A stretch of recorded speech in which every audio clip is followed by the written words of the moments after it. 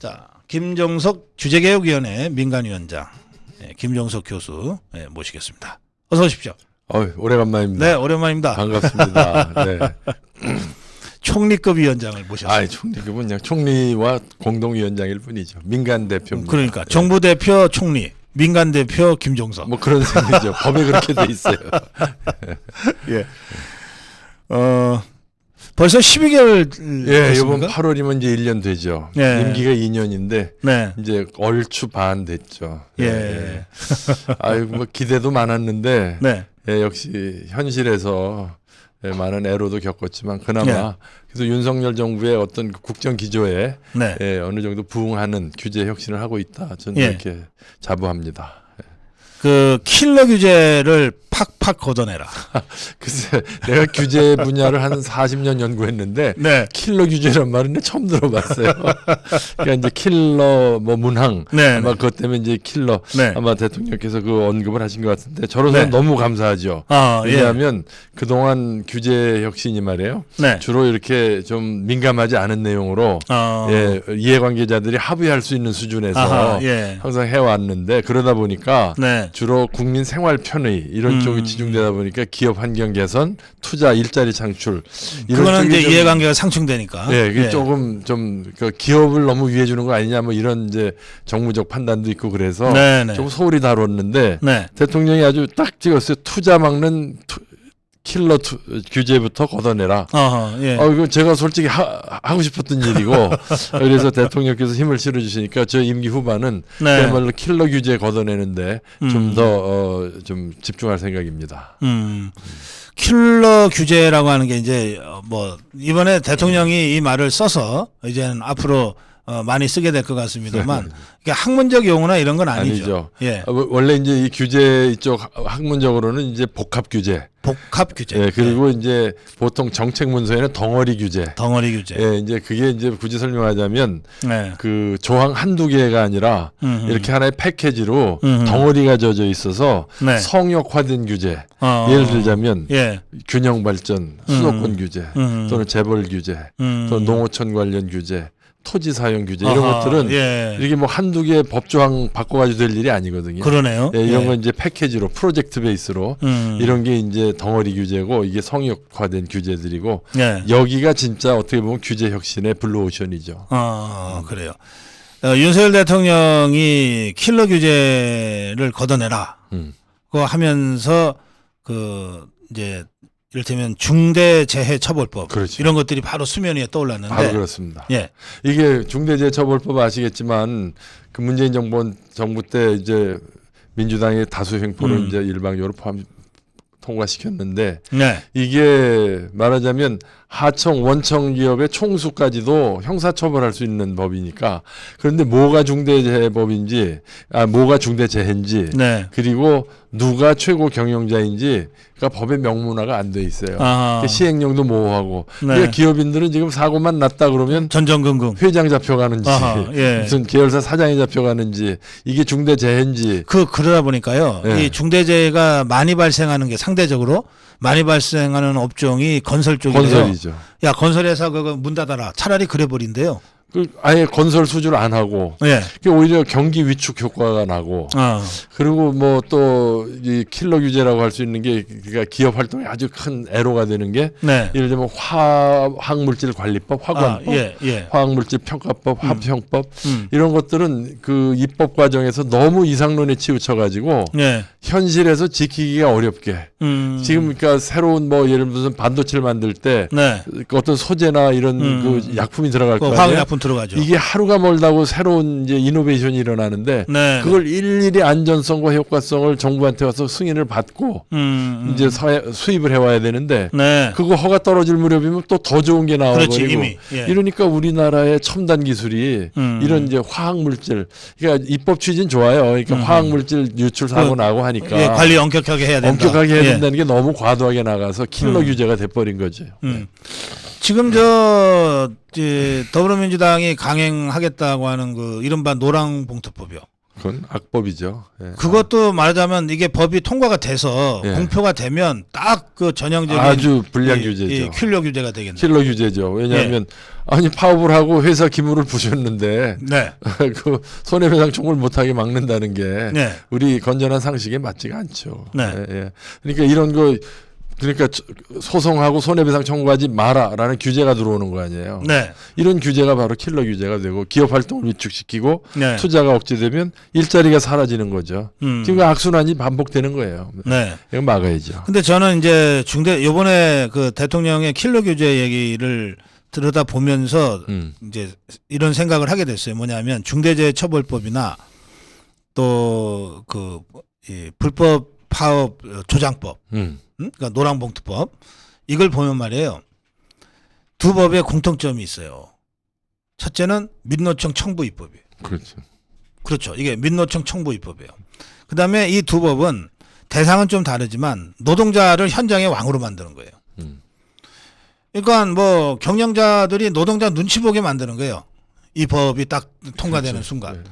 그러면 이건 단순히 그 기업 활동을 저해하는 차원이 아니라 이거는 체제를 위협하는 이게 그렇죠. 이런 악법들이다. 그런 생각이 들더라니까요. 그렇죠. 그러니까 이게 청부 입법이라고 그러셨는데 네. 그 청부의 주체가 이렇게 민노총 아니에요. 그렇습니다. 민노총이 전체 근로자의 10%가 안 돼요. 5% 예. 남짓이에요. 네. 그 사람들만을 위한 법이니까 오히려 전체 예. 근로자한테는 별 이득도 없을 뿐 아니라 네.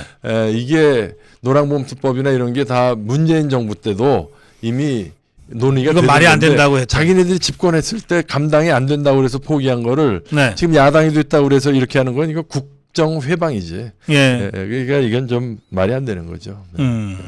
네. 그래요. 근데 이제 문제는요. 이게 이제 규제를 만들어 놓으면 그 규제의 권한을 행사하는 공무원들이 이제 슈퍼 가업이 되잖아요. 그렇죠. 이자들이 이걸 안 내놓으려고 그러는 거 아닙니까? 뭐 좌파도 좌파지만. 그렇죠. 제가 이제 사실 규제 문제를 뭐 연구도 해보고 규제개혁위원도 몇 년 해봤지만 네.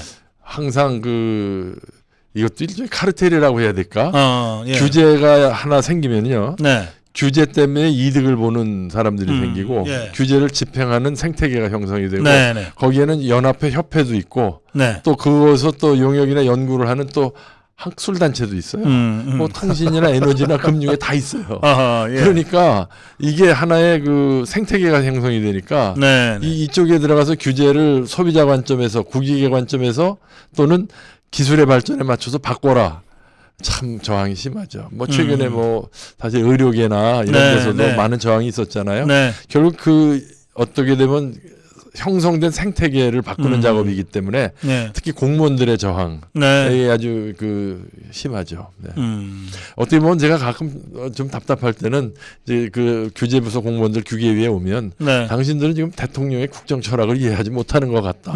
네. 민간의 관점에서 보라고 그랬는데 지금 당신들은 공무원 관점에서 규제를 보고 있는 거 아니냐. 네. 이렇게 질타도 하고 합니다. 이번에 윤석열 대통령이 그 차관을 대폭 이제 경질을 하면서 특히 지난 1년간 그 비서실에서 함께 일했던 비서관들을 일선 차관으로 내보내면서 뭔가 공무원 사회 전체를 좀 작풍을 좀 확 바꿔야 되겠다. 이런 생각을 강하게 하는 것 같은데요. 그렇죠. 사실 장관만 해도 너무 높아요.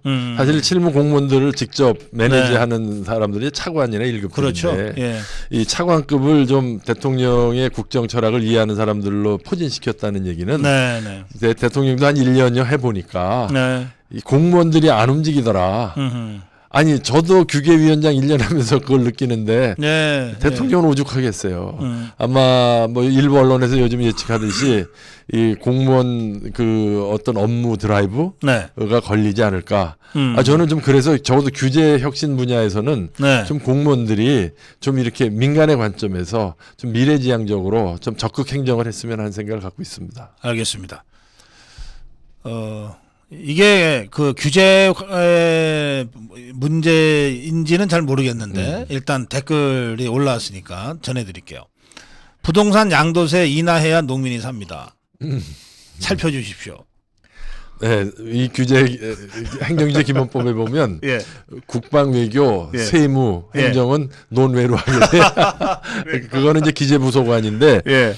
말씀이 나왔으니까 지금도 예. 댓글도 다셨다니까 네네. 지금 우리 규제개혁위원회에 들어오는 규제개혁 건의 중에 네네. 상당수가 네. 지자체를 통해서 올라오는 토지 사용 규제에 대한 완화예요. 아, 예. 그러니까 그린벨트 포함해가지고 네. 자연 녹지 뭐 토지 사용 규제가 겹겹이 쌓여가지고 아하.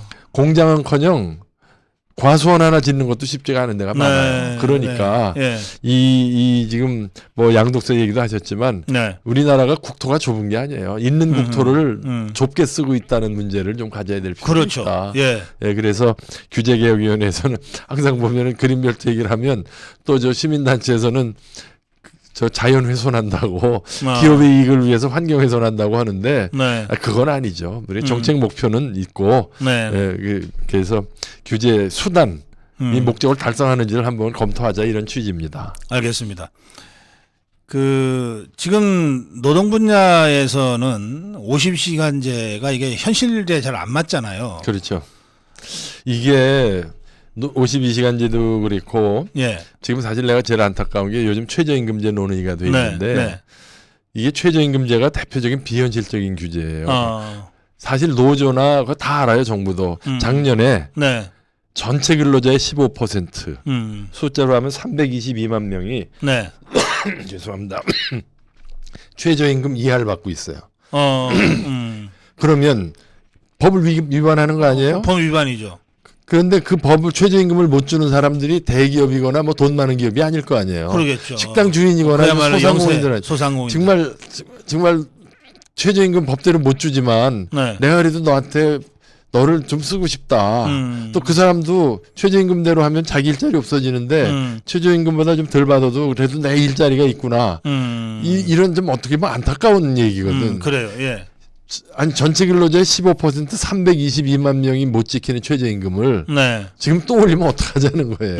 이게 지키게 만들어주고 어기는 사람을 야단을 쳐야지. 네. 지키지도 못할 법을 만들어 놓고 이게 규제 혁신의 대상입니다. 그리고 지금 52시간제도 얘기도 나왔는데 네네. 우리 고성국 박사도 뭐 몇 번 언급을 하셨지만 이게 사실은 자율성을 부여하자는 거예요. 노사 간에. 그렇죠. 예. 예. 일거리 많을 때 좀 하고 그거 저축했다. 일거리 없을 때 좀 더 쉬자. 이게 왜 나쁜 거예요? 이거는 무슨 62시간제라고 말도 안 되는 그 프레임을 걸어서. 네네. 그런데 내가 이제 노동시장 개혁 얘기를 말씀하셨으니까 얘기인데 사실 우리가 노동규제 개혁을 통해서 달성하고자 하는 정책 목표는 일자리 창출이거든. 네. 그리고 노동시장의 양극화. 그러니까 기득권 강성 노조들의 혜택과 너무 차이가 나니까 네. 보통 걸로.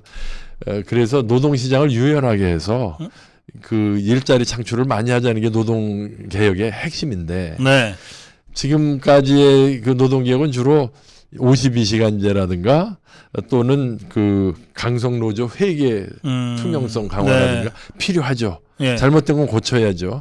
그러나 이것이 자칫 이게 노동개혁이라고 생각하면 안 된다. 예, 이건 끝이 이게 시작인데. 예. 우리 축구로 말하면 빌드업이에요. 네. 그러니까 지금 노조나 이 저항 세력을 네. 좀 이렇게 좀 이제 그 다스려 놓고 이제 양극화 해소라든가 일자리 창출, 고용 유연성 쪽으로 이제 가야 되겠죠. 그러니까 노동 규제 개혁도 사실은 큰 의미의 규제 개혁이에요. 알겠습니다. 그 최저임금제 말씀하셨으니까 지역 간 그 최저임금을 좀 차등화하자. 그걸 자율적으로 하게 하자. 이거는 이런 것도 규제 개혁 아닌가요? 당연하죠.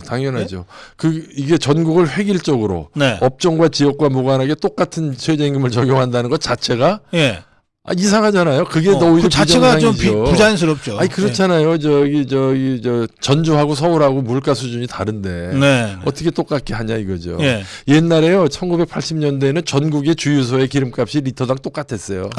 그게 정상인 줄 알고 살았다니까요. 그게 비정상이지. 그렇죠. 제주도하고 압구정동하고 어떻게 기름값이 같아야 돼. 그때 그랬다니까요. 지금 지나고 보니까 오히려 그게 비정상이잖아요. 그렇죠. 지금처럼 차등화해야죠. 당연한 거죠. 임금도 물가 수준도 다르고 더군다나 노동 집약적인 데하고 자본 집약적인 데하고 기술 수준이나 네. 이게 달라요. 네. 그걸 어떻게 똑같이 주냐고요. 그래서 그런 것도 그렇고 외국인 근로자도 똑같이 대우하는 것도 아하, 이제 우리가 예. 좀 객관적으로 검토할 필요가 됐어요. 네. 네. 아무리 따뜻한 마음을 가지는 것도 좋지만 네. 아니 이미 싱가포르, 홍콩, 대만 이런 데서 다 차등 지급하거든요. 네. 외국인들. 네. 그리고 얼마 전에 필리핀에 뭐 국회의원이 한국에 왔잖아요. 네. 우리는 한국의 최저임금보다 적게 줘도 좋다. 일자리만 달라고 얘기하고 갔잖아요. 아하, 예. 아니 그런데 그 외국인도 똑같이 한국하고 최저임금을 똑같이 적용하면 그게 누구를 위한 건지 난 잘 모르겠어요. 네. 알겠습니다. 그런 의미에서 그 아주 경직적인 노동시간 52시간제라든지 또 다른 의미에서 경직적인 최저임금 그렇죠. 제라든지 네. 이런 것들을 좀 전반적으로 좀 시장의 그 권한, 결정 권한을 돌려주는 의미에서의 어떤 규제 혁신, 그렇죠. 규제 개혁 그렇죠. 이것이 굉장히 중요하다 이런 말씀이십니다. 교육 쪽은 어떻습니까? 사실 이 교육 개혁도 규제 개혁이죠. 네. 뭐 특히 지금 관건이 문제가 되는 게 이제 대학 경쟁력이 지난 10년 이상 그 등록금이 동결되는 바람에 예. 아주 우리나라 대학이 세계에서 제일 가난한 대학이 돼버렸어요. 예. 중국이나 러시아만도 못해요. 건물 다 헐고 말이죠. 네. 실험 기자재도 뭐 다 낡고. 근데 우리 교육세 그 저기 지방에 나눠주는 제도가 잘못돼가지고 지금 초중고는 돈이 남아서 어쩔 줄 모르잖아요. 아하, 예. 지방교부. 아니 그 교육 교육청 교부세가. 예산은 생각보다 많아요. 아니 이게 법에 무조건 주게 돼 있어요. 지방세의 일부는 반드시 교육청에 가게 돼 있으니까 학생 수는 줄어드는데. 네. 그러니까 거기는 완전히 럭셔리죠. 아하, 예. 그런데 교육개혁도 노동개혁과 마찬가지로 우리가 방향을 잃어서는 안 되겠다. 네. 뭐 왜 교육개혁하자는 거예요? 결국 사교육을 필요 없게 만들고 공교육만으로도 네. 우수한 학생들과 자기 적성에 맞는 교육을 시켜주자. 즉 교육 수요자의 관점에서 교육 제도를 개편해 나가자는 거 아니에요? 네. 지금은 교육 공급자 중심으로 돼 있단 네. 말이에요. 전교조. 그리고 학생들 이 저 학력 제고하는 것 자체를 거부하고 있잖아요. 네. 그러니까 교육 개혁은 바로 공교육을 강화해서 학생들이 수월성 있는 교육을 받게 해주자는 목표로 가야 되거든요. 네. 그런데 지금 이 교육 개혁도 초점이 그거보다는 이제 무슨 저 사설학원 때리고 필런문항 줄이고 물론 그 과정 거쳐야 되겠지만 네. 제가 말씀드리고 싶은 건 교육 개혁의 궁극적인 목표를 잃어서는 안 되겠다. 알겠습니다. 그 문재인 케어 때문에 지금 건보 재정이 뭐 큰일 났어요. 큰일 났습니다. 이것도 뭔가 규제 개혁 차원에서 좀 해야 되지 않습니까? 그렇죠. 이것도 뭐 규제 개혁일 뿐 아니라 이것도 이제 이게 성역화된 규제고 이제 덩어리 규제고 킬러 규제인데요. 네, 네. 지금 이게 문재인 정부 때 그러니까 소위 그 문재인 케어라고 그래가지고 그냥 간단 이 저 비급여였던 거를 네. 급여에 대폭 넣는 바람에 그렇죠. 당연히 네. 지출이 늘어나죠. 네, 네. 그러니까 이제 건보료가 이제 빠르게 올라가고 있는데 네. 저 같은 연금 생활자도 네. 지금 건보료가 막 추가로 막 나와요. 기타 그래요? 소득이 있다고 그래서 예, 예. 그래서 지금 이 건보료 인상이 근로소득세보다 더 부담스러운데 이게 제 말이죠. 제가 뭐 전문가들하고 이렇게 얘기해 보니까 이게 보험이잖아요. 네. 화재 보험, 자동차 보험 왜 들어요? 대형 사고 났을 때, 그렇죠. 어떤 큰 사고 났을 때 네, 네. 그 리스크를 해소하자는 거거든. 건강보험은 건강보험이 아니고 지금은요 건강보조라고. 그러니까 자동차 보험 비유하자면 네. 뭐 타이어 빵꾸 나도 돈 물어주고 헤드라이트 나가도 물어주고 이렇게 사소한 것까지 해주니까 보험이 아니라 보조다. 보조금이 되니까 의료 과소비가 되지. 사실 자동차 보험도요. 네. 뭐 타이어 펑커 났거나 뭐 사이드 밀러가 깨졌을 때 가는 것도 굳이 뭐 보험료 청구를 하자면 할 수는 있어요. 그런데 그러면 나중에 보험료가 많이 올라가. 예. 그러니까 그런 작은 거는 그냥 내가 내 돈으로 하는 게 다 오히려 더 싸. 그러니까 참 안 된 말이지만 예. 건강보험도 예. 좀 그렇게 될 필요가 있는 거 아니에요? 난 뭐 예. 비전문가지만 네. 지금 의료 쇼핑, 의료 과소비가 너무 네. 심해요. 그러니까 그냥 감기 걸리고 그저 해열제 좀 먹고 며칠 참으면 되는데 그 병원을 이 병원 저 병원 네. 찾아다니면서 싸니까. 그래서 선진국에서는 그렇게 안 한다고 그래요. 예, 그러니까 예. 보험은 보험, 재형 재해를 커버해주는 네. 그 위험 분산이 보험인데 우리나라의 건강보험은 보험의 선을 좀 넘은 것 같아요. 알겠습니다. 윤석열 대통령이 작년 말부터 이제 세 가지 개혁 드라이브를 걸었거든요. 네. 노동개혁, 연금개혁, 교육개혁 네. 이걸 걸었는데 노동개혁은 사실 건설 현장에서 건폭과 전쟁하면서 또 화물연대 깨고 그렇죠. 네네. 그리고 회계 투명성 하면서 이게 어느 방향으로 가는지 가시적으로 이제 우리 국민들이 느꼈어요. 네. 그리고 지지가 굉장히 높았습니다. 교육개혁은 이번에 킬러 문항을 고리로 해서 이게 대학 수능 시험을 어떻게 이게 핵심 고리로 해서 지금 사교육을 근절하고 공교육 정상으로 가자 지금 이렇게 시동이 걸린 상태입니다. 네, 그렇죠.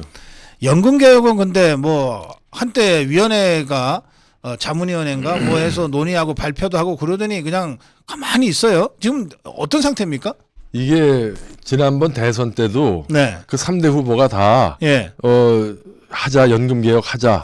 그래서 그랬죠. 여야 간에 합의를 본 상황이에요. 예, 토론회장에서 합의를 봤어요. 서로 합의를 봐 즉석에서 예. 그죠? 네. 그래가지고 국회에 그 특별위원회가 구성이 됐어요. 네.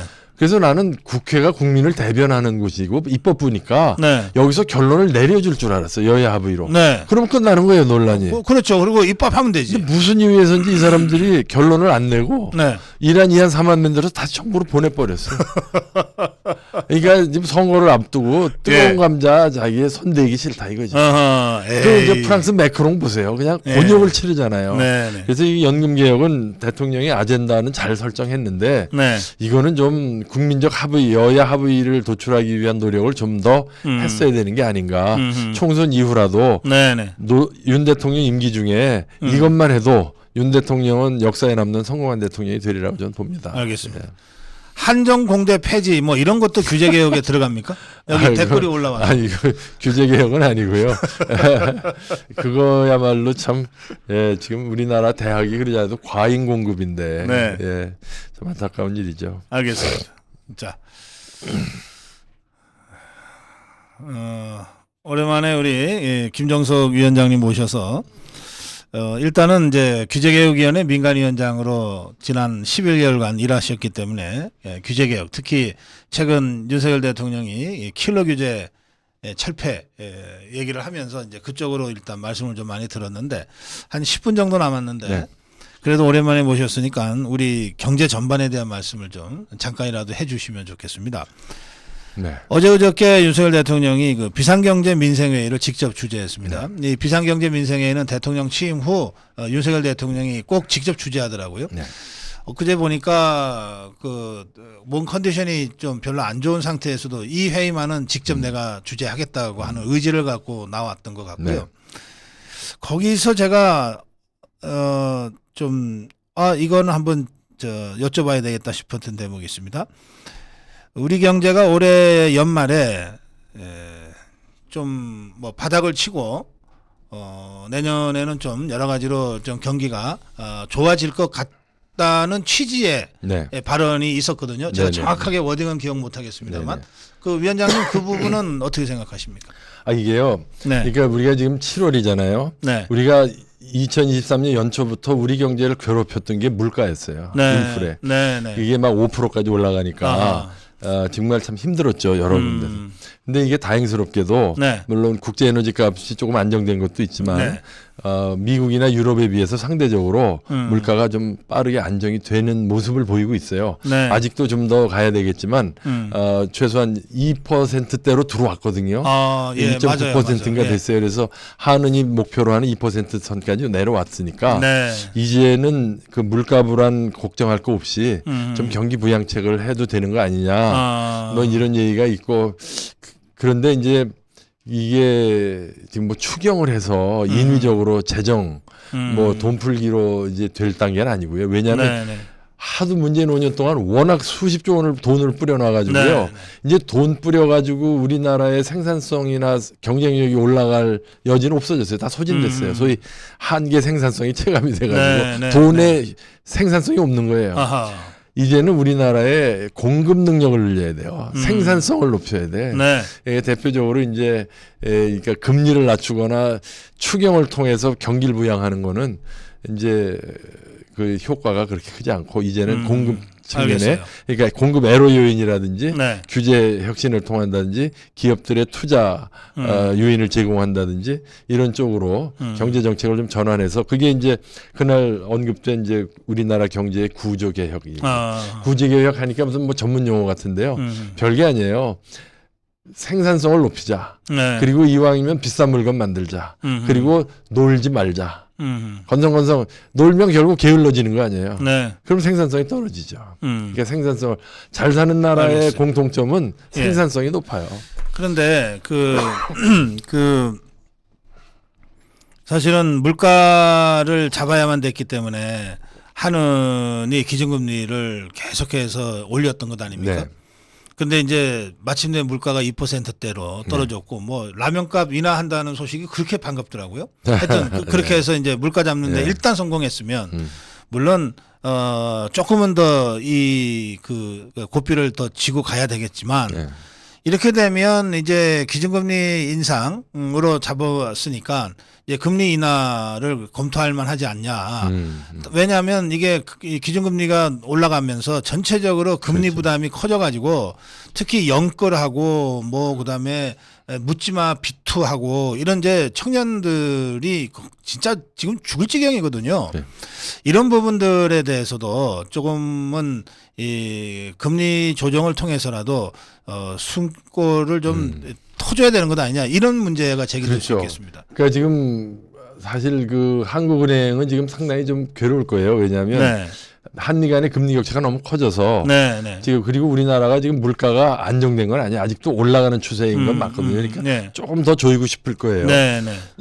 근데 말씀하신 대로 지금 우리나라 가계부채가 지금 위험 수위를 넘은 지 한참 됐고 특히 젊은층 저소득층의 이게 부채 밑에 지금 더군다나 코로나 때 계속 돈 빌려줬잖아요. 이 사람들이 이제 갚을 때가 오니까 맞아요. 이것도 지금 뇌관입니다. 그래서 그 교과서적인 모범사 그 정책은 금리는 지금 상태로 유지하거나 좀 더 물가 안정을 해 올리되 그로 인해서 한계 상황에 몰리는 소상공인이나 가게를 재정해서 이렇게 보호해 주는 거예요.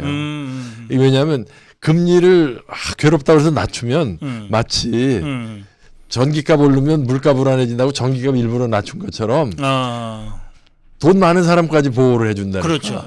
그러니까 불공정한 거죠. 그러니까 금리를 올려서 전체적인 거시적 물가는 잡되 한계 상황에 몰린 소상공인이나 청년들은 그 있어요. 저 지금도 그래 지금 하고 있어요. 그 교과서대로 저 추경호 경제팀이 하고 있는데 이렇게 해서 그 보호를 해줘야죠. 다리를 건너가게 징검다리를 놔줘야지. 그건 재정의 역할이에요. 알겠습니다. 그러니까 추경호 부총리가 그런 의미에서 좀 더 적극적인 저쪽처럼 마구 풀자는 그런 의미의 재정이 아니고 좀 더 딱 핀셋으로 보호할 사람들에게는 확실하게 보호가 되는. 그리고 그것을 이 국민들이 체감할 수 있도록 하는 게 중요한 거죠. 그렇죠. 뭔가 하고 있다는. 그렇죠. 우리나라의 지금 사회 안전망이 제법 인프라는 갖춰졌어요. 기초생활수급제라든지 무슨 뭐 실업보험이라든지 이게 다 돼 있기 때문에 이게 한계 상황에 몰린 사람들 이 사각지대가 아직도 있는 것은 좀 안타까운 일이지만 그 금리가 조금 0.25%라도 올라가면 힘들어지는 사람들한테 약간의 그 릴리프랄까요?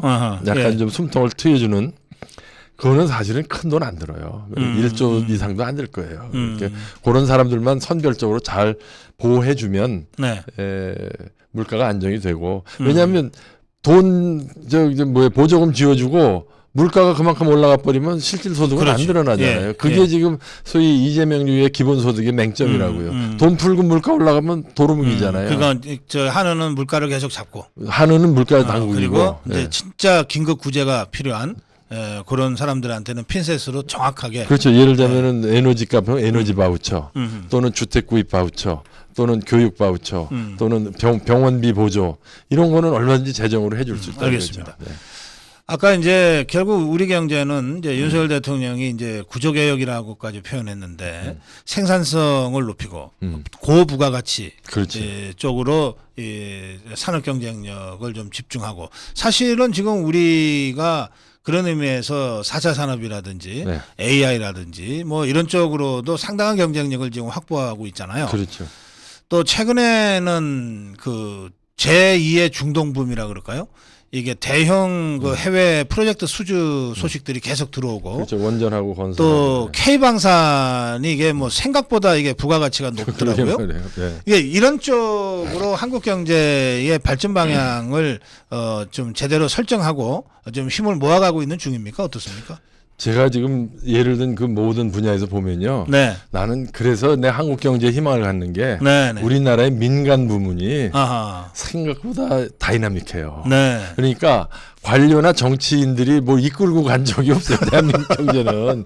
예? 뒷다리는 안 잡으면 잘하는 거예요. 네. 지금 중동의 건설부입니다. 예. 원전 생태계다. 예. K방산도 그게 국영기업만 하는 게 아니에요. 우리나라에 네. 한화그룹도 있고 대우그룹도 있거든. 네. 그러니까 민간들이 우리가 알게 모르게 네. 인공지능이든 드론이 됐든 로봇가 됐든 세계적인 수준으로 꾸역꾸역 가고 있더라고요. 그러니까 우리 K-팝만이 아니고 네. 우리가 사실 알게 모르게 우리나라의 이 민간 부문의 역량이 상당히 세계 10위권에 들어가고도 남는다. 네. 우리 이제 바라건대 정치권이 제발 좀 뒷다리나 잡지 말고 괜히 철진한 이념 논쟁에 아날로그식의 사고에서 빨리 벗어났으면 좋겠다는 생각입니다.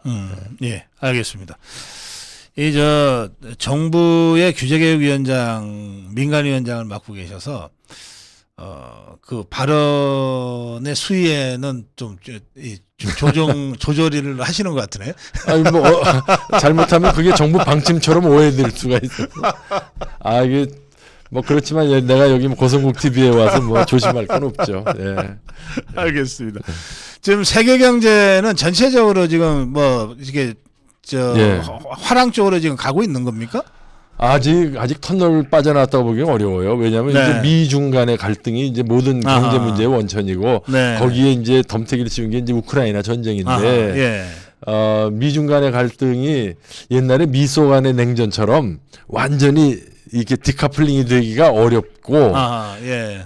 미국 사람들도 중국 없이는 못 살게 돼 있어요 지금. 중국도 미국에 없이는 네. 이게 서로 아는 거예요. 그래서 요즘은 디카플링이라는 말을 안 쓰고 네. 디리스킹 위험을 분산시키자. 예. 그래서 예전에는 미소가 진영 대립처럼 완전히 분리가 아니라 미중 간에 미국이 볼 때 안보에 위협되는 것만 네. 벽을 높게 쌓고 나머지는 경제협력하자. 그래서 이 추세대로 조금 미중 간에 좀 협력 리스크 위험 분산 분위기로 가면 네. 우리나라 중국에 진출한 우리 기업들이나 네. 이런 쪽도 좀 그 불확실성이 좀 덜어지지 않을까. 그렇게 되면 세계 경제에 도움이 되죠. 지금 글로벌 인플레의 원인이 무슨 우크라이나 전쟁이나 미중 갈등이나 무슨 공급망 급 때문만이 아니고요. 네. 사실은 중국을 세계의 경제 생태계에서 자꾸 배제하려는 것 때문에 예를 들면 미국이 중국산에 대해서 관세를 매기잖아요. 네.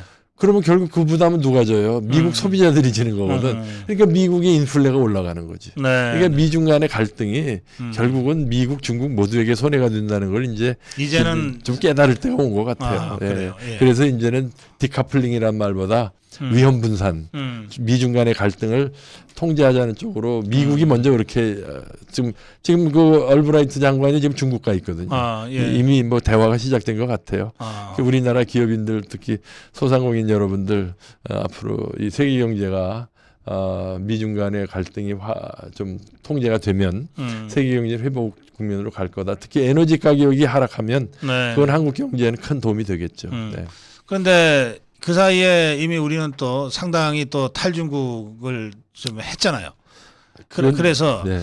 제가 지난번에 윤석열 대통령 베트남 국빈 방문 전후해서 베트남에 대한 이 관심들이 높아졌을 때 보니까 중국보다 베트남이 적어도 우리나라의 경제 파트너로는 이미 더 중요한 나라가 됐던데요.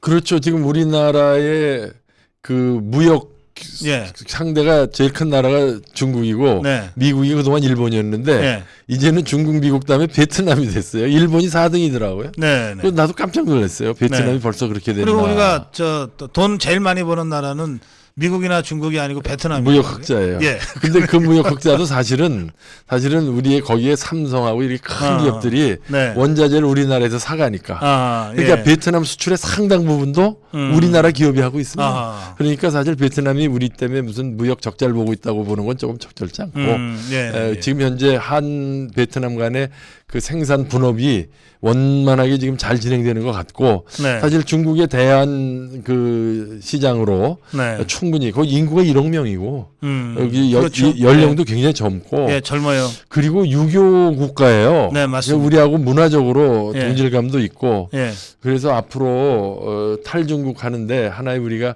레버리지로 네. 베트남을 쓸 수 있지 않을까 하는 생각이 네. 듭니다. 예. 그러니까 지금 우리가 그동안 중국과 지리적으로 워낙 가까이 있었고 또 역사적으로도 워낙 오랜 이제 은원 관계가 있어서 그런지 탈중국은 말로만 탈중국이지 실제로 가능할까? 뭐 이제 그런 생각들을 좀 했던 것인데 네.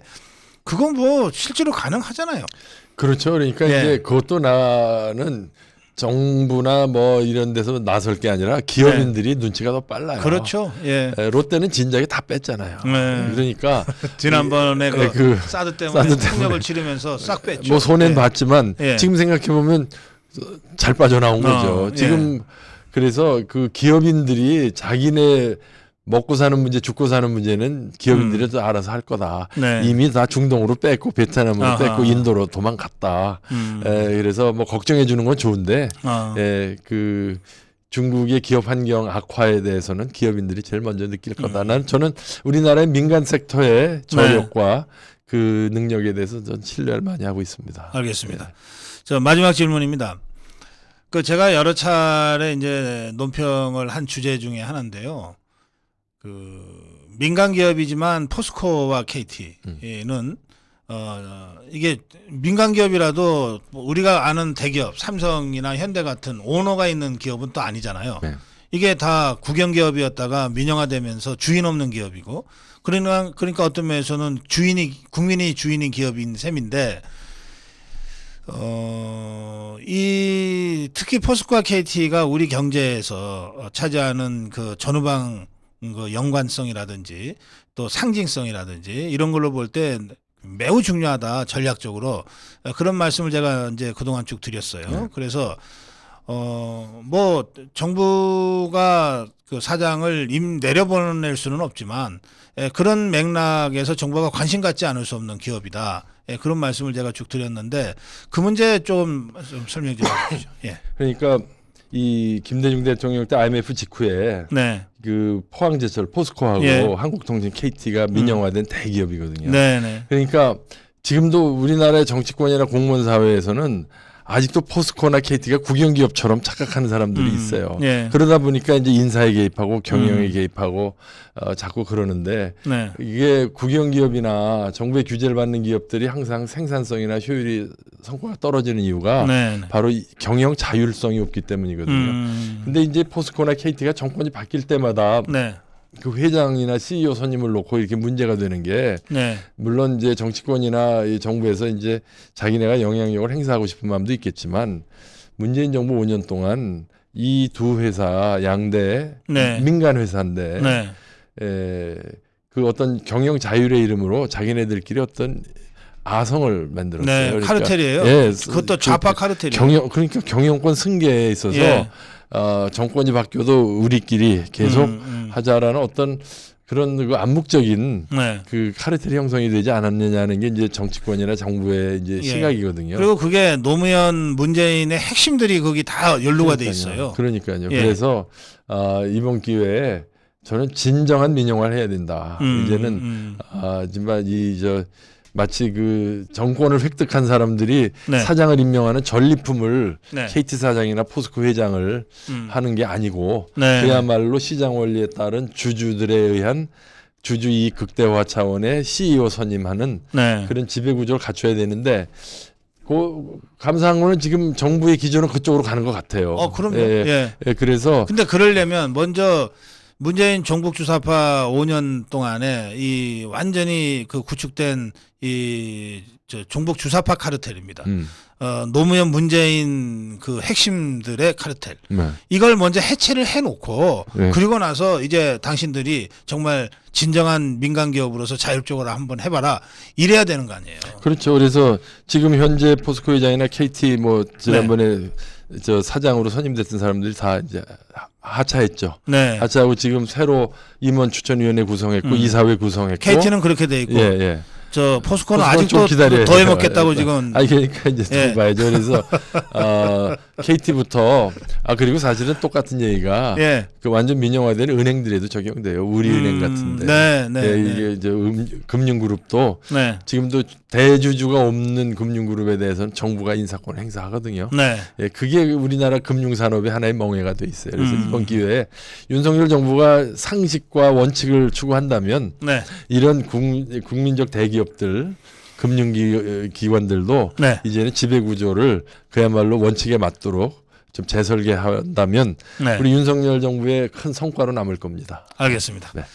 자, 시간이 다 돼서 우리 김종석 위원장님 규제개혁위원회 총리급 민간위원장입니다. 정부 측 위원장이 총리이기 때문에 총리급 민간위원장입니다. 마무리 한 말씀 듣겠습니다. 예. 저 며칠 전에 우리 고성국 박사가 저를 한전 사장의 적임자라고 아주 극찬을 해주셔서 제가 방송을 보다가 이거 몸둘 바를 모르겠더라고요. 그런데 사실은 언질이 있었던 건 사실이에요.